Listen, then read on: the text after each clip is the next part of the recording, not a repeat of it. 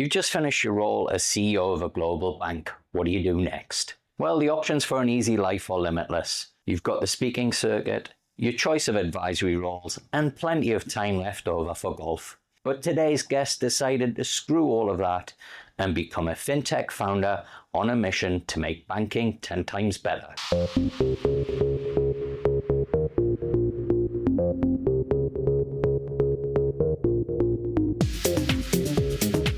I'm Dexter Cousins, your host and the founder of Tier 1 People, the executive search and recruitment firm dedicated to helping fintech companies hire exceptional people. Today's guest is Antony Jenkins, the CEO and co-founder of 10x Banking, a core banking platform that works with Westpac, Chase, and many other global banks, helping them deliver and innovate on products fast. Antony has an illustrious banking career as global CEO for Barclays. After leaving the bank in 2015, Antony began to contemplate the challenges he faced as a banking CEO. The deployment of technology was the big issue. I chat to Antony about his remarkable journey moving from banking CEO to a bootstrap fintech founder. And we also talk about the complexities of solving core banking and why so many fintechs seem to have stumbled along the way. But before I chat to Antony, I just want to say a massive thank you to you all for your support. We've seen some amazing growth on the channel this year, and it's all down to you. If you are new to the show and you're listening on podcast, make sure you follow us. And if you're watching on YouTube, make sure you give us a like and subscribe. It really does help us in booking great guests like Antony. Antony, welcome to the show. Thank you. Thank you for having me. How are you finding Sydney? It's great. I've had a set of fantastic meetings today, and I'm really enjoying this lovely weather after a grim winter in the UK. Yeah. Well, you're talking to a Geordie boy who moved here 21 years ago because he couldn't handle the cold weather anymore. So well, I can understand. Yeah. Well, thank you so much for joining me. It's great to have you on the show. I'm a big fan of 10x. Helped the business launch here in Australia back in 2019 when you partnered with Westpac.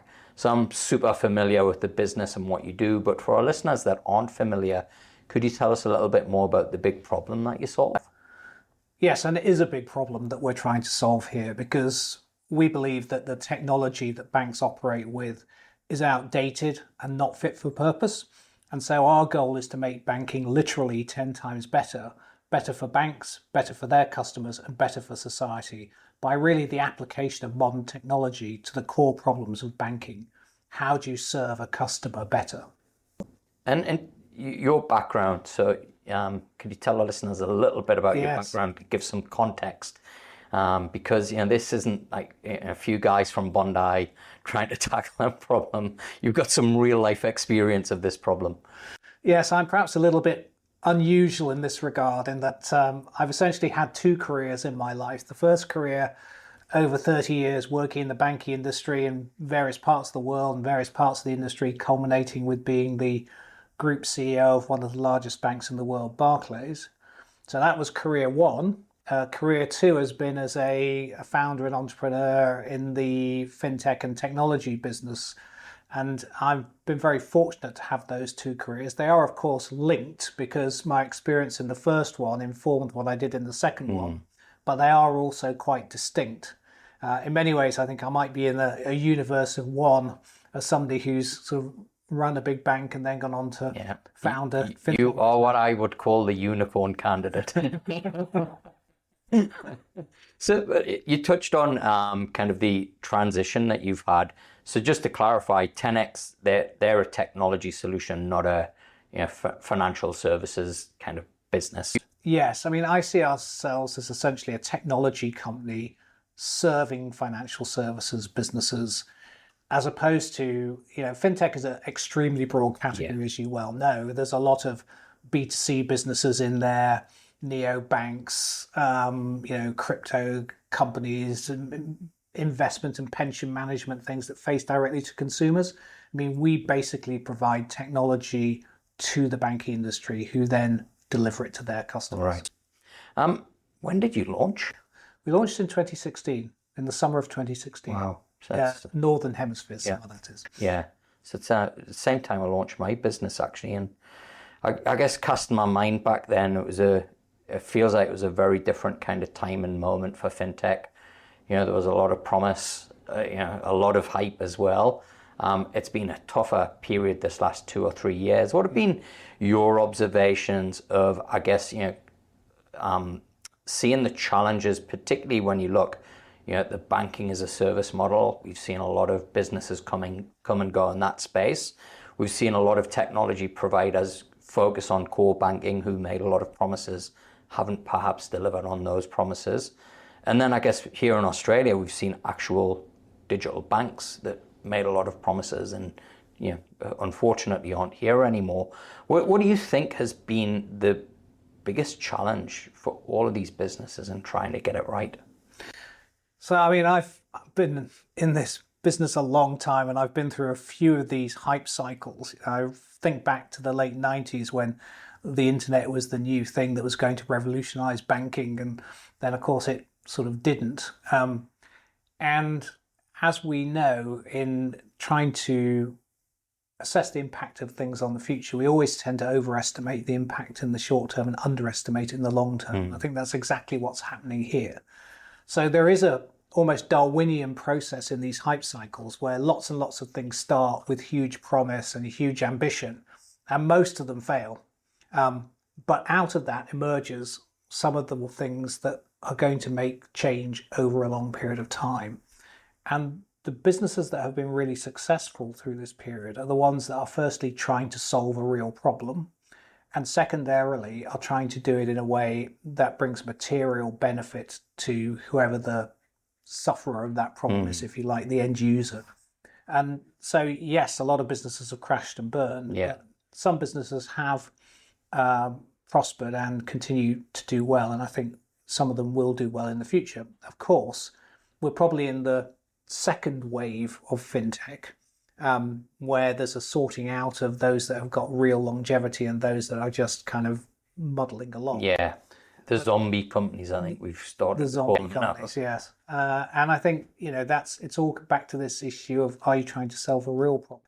But the thing that people often miss in this conversation, and I think this is really important, the pressure that the fintech industry has brought to bear on the incumbents has forced them to up their game.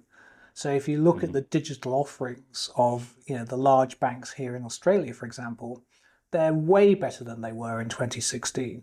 And that's got to be good for customers and got to be good for society. So I know there's been a lot of neobanks here that have sort of started and failed. But of course, that has put pressure on the incumbents. Now, you talk about solving a real problem. I'm going to take this quite a few steps further. The problem that you're talking about solving, it's real, but it's so complex. It's huge.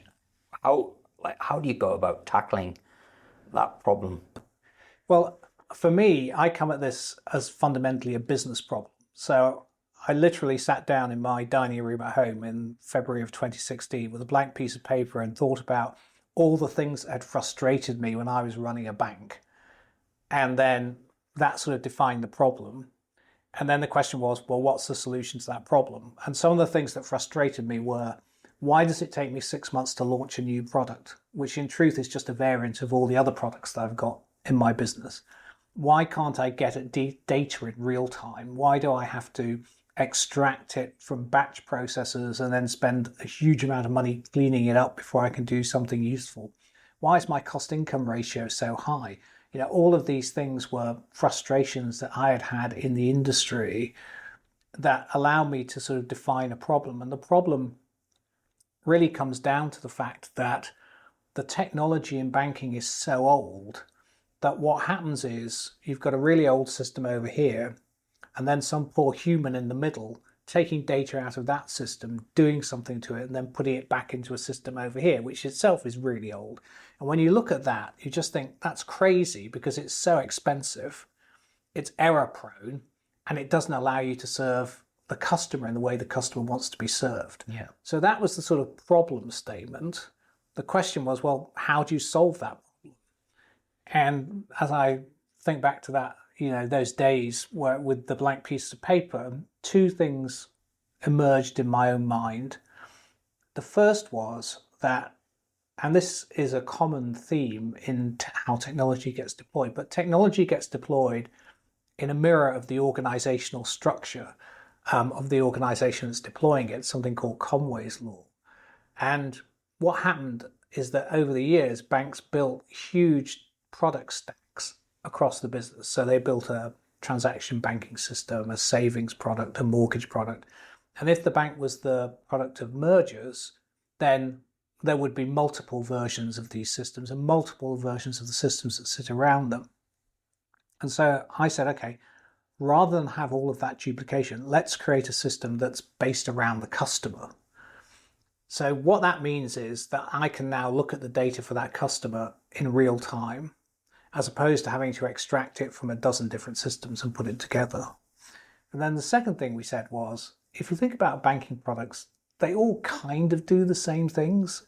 You know, you have to onboard a customer, offboard a customer, you charge a fee or you credit a fee, you charge interest or you pay interest. So rather than, again, create monolithic product stacks of code, let's create a set of microservices, almost like Lego blocks, that we can assemble together to meet the needs of a customer. And those were the two sort of fundamental design principles that underpin the solution to the problem. And if you look today at our website, you know, you'll see those things have been brought to life over the 9 years we've been doing this.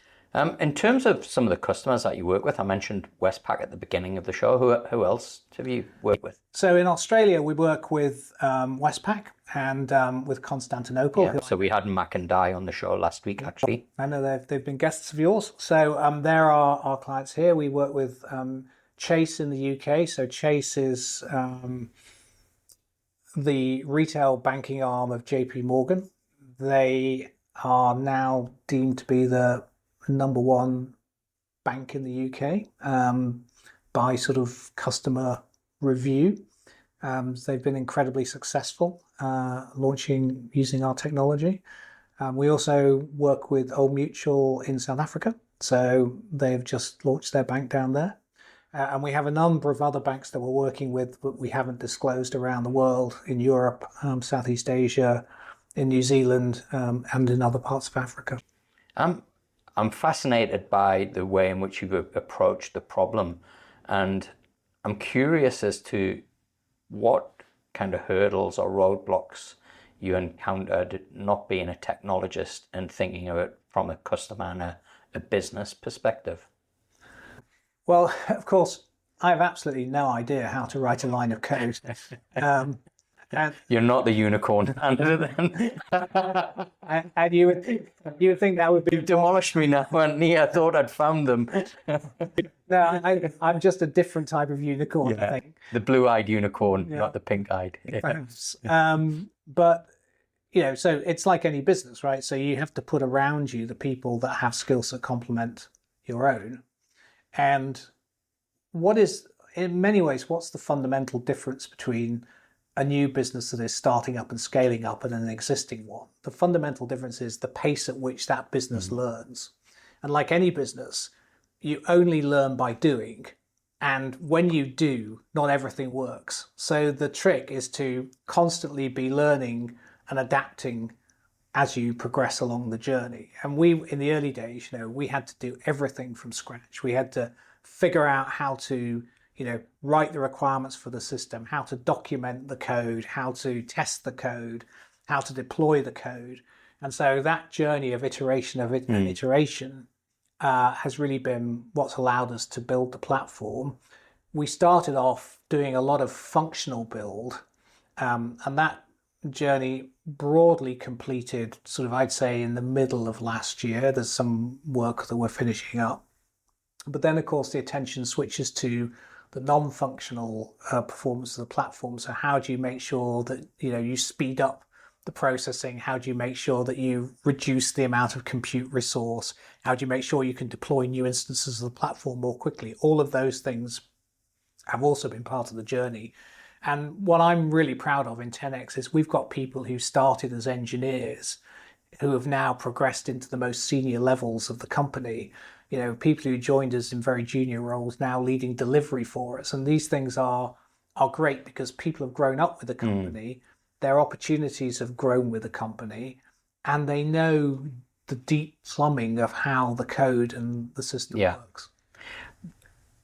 Building something over a decade in a space that technology is moving that fast that you kind of, everybody, so every single chief exec I speak to has innovate as dilemma. Is what we're building right now even going to be relevant in 12 months' time?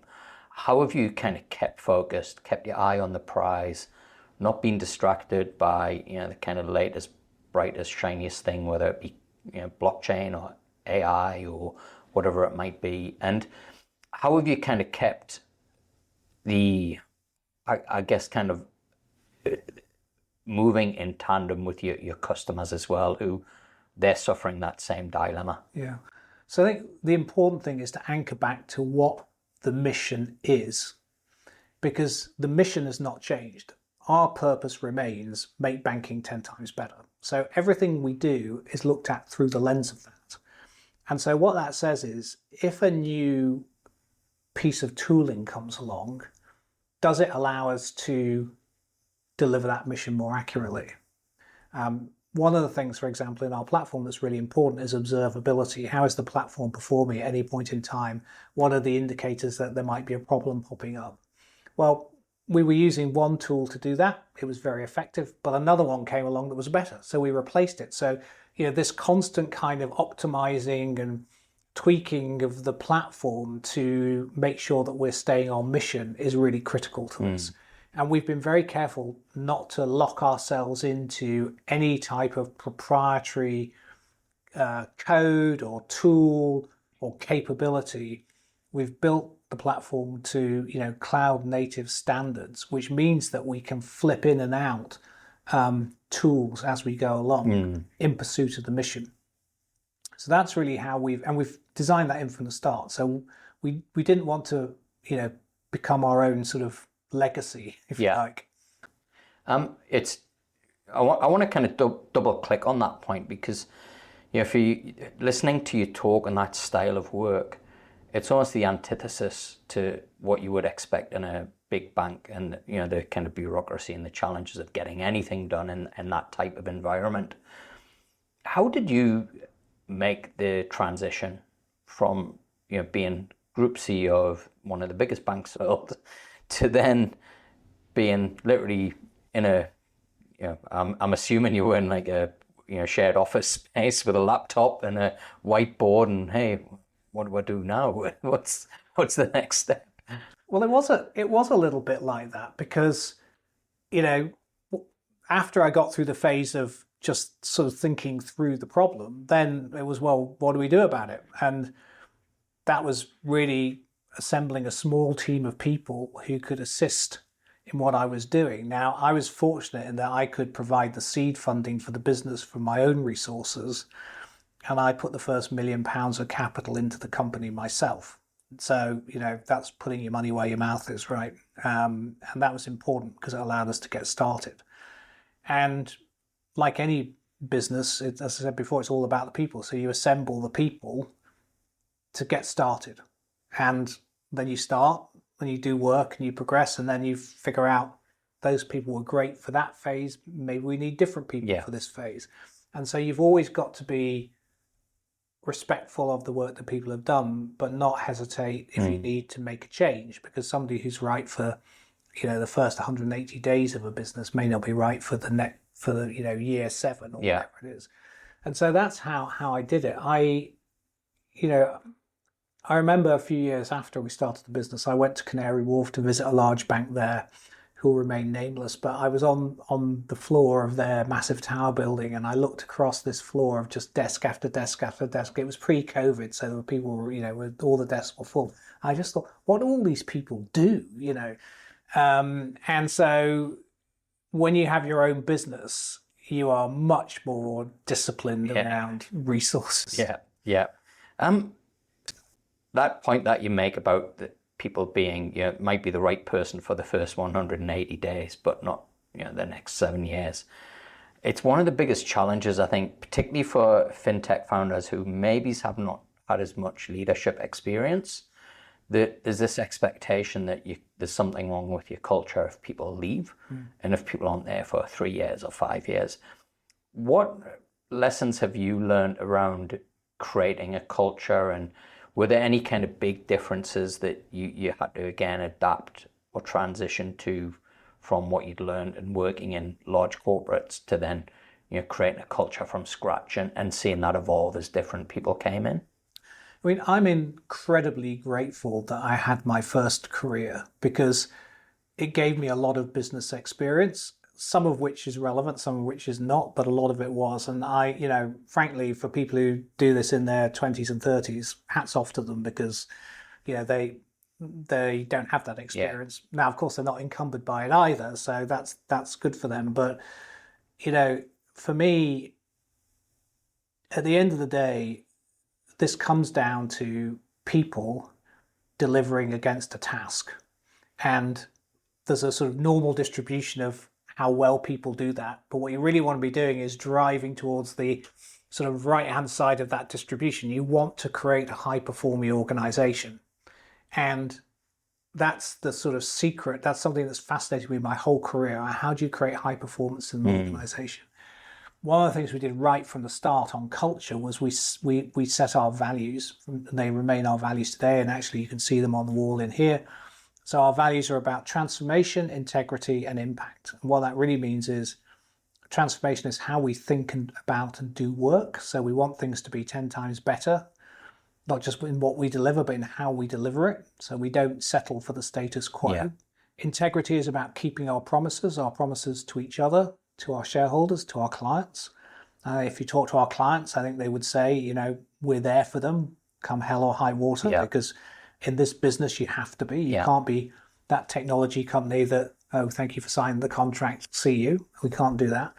And then the last one is impact. And this is really important because we said even as a small and growing business, we can still have a positive impact in the world, whether that's in how we kind of mentor our colleagues, the opportunities we provide to work with secondary school students to encourage them to consider a career in technology, supporting women into STEM. Those are all things that we do in the company. And those have been sort of anchor points for the culture of the business as we drive this notion of high performance. Yeah. And what we found with high performance is, your productivity skyrockets, right? And therefore you can deliver a much higher quality, greater content of work with the same or less resource as you get into that notion of high performance. Yeah. And I'll be very honest with you, there have been times in 10X when we haven't achieved that progression towards high performance as quickly as I wanted to. And that is incredibly frustrating for me because that's what I want to build, an architect. But I'm feeling now that we're sort of in that zone of really, there's a sort of flywheel effect in high performing organizations. And I always think that when people come to you and with ideas that you would never have thought of, right? And not only have they had the idea, but they've implemented it. And so that's one of my things about, the difference between, if you put it in the context of an individual, if you look at a C performer, they'll come to you and say, boss, we've got a problem. If you look at a B performer, they'll come to you and say, boss, we've got a problem and here's an idea of how we could solve it. If you look at an A performer, they come to you and say, boss, we had a problem and I fixed it. And it's the same for the organization. Those high-performing organizations, people are identifying opportunities, solving problems. And most of the time, they don't come to you with the problem. They come to you with the solution and tell you what they've done. Yeah, it's I'm smiling here because it's really fundamental to, and kind of to the methodology of my business, particularly when assessing talent. And that thing around high performance, I think one of the biggest challenges, not just for 10X, but for every fintech business, is the people who have the attributes that you're looking for. It's about 10% of the workforce. And so it's not so much that there's a talent shortage, it's more that there's a kind of attitude shortage, I might put it that way. And that whole thing around high performance is, you just have to, unfortunately, make mistakes or make the wrong hire, or maybe settle for people that perhaps aren't ideal, fit that profile, until you then get to the point where that culture and high performance culture starts to kind of manifest itself through, just the people that are within it. It's such a difficult thing to get right. I agree. And because the hard part about it is you have to admit that things aren't working the way you wanted them to. Which is hard for every founder, right? Exactly. And we all want to believe that we're, perfect and infallible, but the truth of the matter is we're human and we make mistakes. And, I've made my fair share of mistakes in 10x. Yeah. And then, of course, the very difficult situation where somebody who was great in that part of the journey is just not cutting it in this part of the journey. And then you have to say, we really thank you for everything you've done, but now's the time for somebody else to pick up the mantle. Yeah, and it's such a tough thing, right? Because I think every founder that I've met, certainly, they really aspire to build a culture that's almost like a family, and you can't because it's a business. Yep. And I'm never going to turn around to my kids and say, "Hey, I know you've tried hard, but it's you're out. Yeah, you're out. Yeah, I'm not your dad anymore." Getting a message here. Yeah, and I think it's one of the kind of I think the harsh realities of being a founder is that your business in that first 10, 15 years, if you're lucky to get that far, will be 10 different businesses that all require different people, different skills. And I think one of the beauties is that now I'm starting to see founders who've taken that approach, and there are people who are coming back to the business because they left on really good terms, and it's now, hey, I can make an impact again.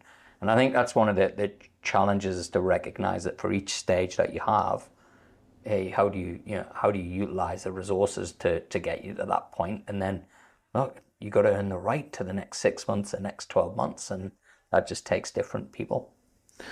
And I think there's a very, again, complex dynamic here where when dealing with talent, you have to be human but not emotional. Yeah. So, the emotion says, I've worked with this person for years, I respect them, I like them, I want to, but the human element says, we've got to do the right thing for the business here. We have to treat these people with respect and dignity, but if it's time for a change, it's time for a change. And so that is the important and very difficult dynamic that needs to be managed in all of these organizations, because at the end of the day, the health of the organization, the success of the organization is what matters. And there's a time for everybody to join an organization and a time for everybody to leave an organization.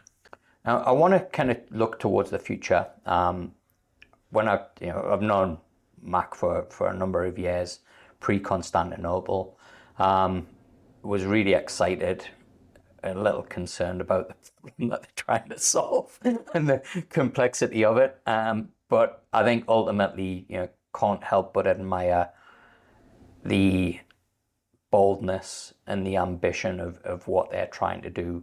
As I felt exactly the same way when I first connected with 10x, and at that time we had open banking still wasn't a thing here in Australia. What do you see as now the kind of bright future for fintech?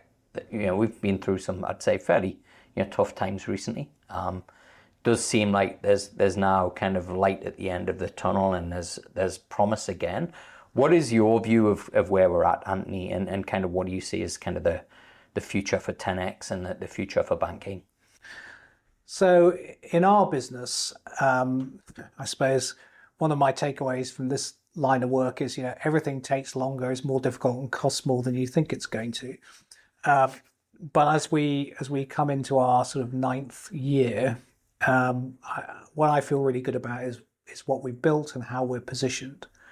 And what this means is we can now start to deploy this technology in a way that will truly solve the problem we set out to solve. And I think there's a number of businesses in the fintech space globally that are in that category. They've got the battle scars, they've weathered the storm, they've put themselves in a place where they've got really strong product market fit, and they can scale from there.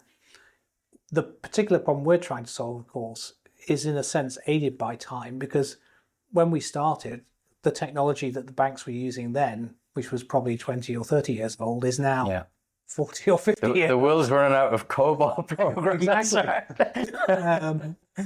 And although there are companies that make good money out of selling big mainframe batch-driven systems, that is going to come to an end. And so for us, the circumstances, the stars are aligning in a way that mean that this business can scale from here. And I feel extremely confident in what we can do. I mean, we're talking to a sort of medium-sized bank, and we'll be able to re-platform them entirely in about 18 months. Wow. Which isn't unheard of. So yeah, and I think there's a number of areas across the fintech space where that sort of traction is starting to happen. And I say we're in the second wave now, so when that scaling starts to bite, we'll see some real impact. Yeah. And in terms of Australia, what are your thoughts on Australia as a fintech hub, and kind of what's got you excited about this region? Yeah, I mean, I think that here you've got a banking system which is stratified, very similar to the UK, right? So you've got a few big banks, you've got a middle tier, and then you've got a small tier. And each of those tiers has got different needs.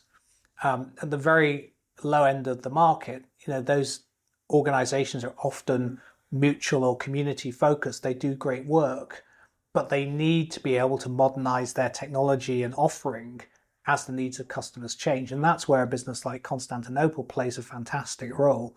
In the middle part of the market, we are seeing consolidation. But again, when you consolidate banking businesses, you need to be able to create cost synergies there. And one of the key ways to do that is to modernize the technology onto one leading stack. And so that's a great opportunity for us. And then the big banks, the work we're doing with Westpac is fantastic.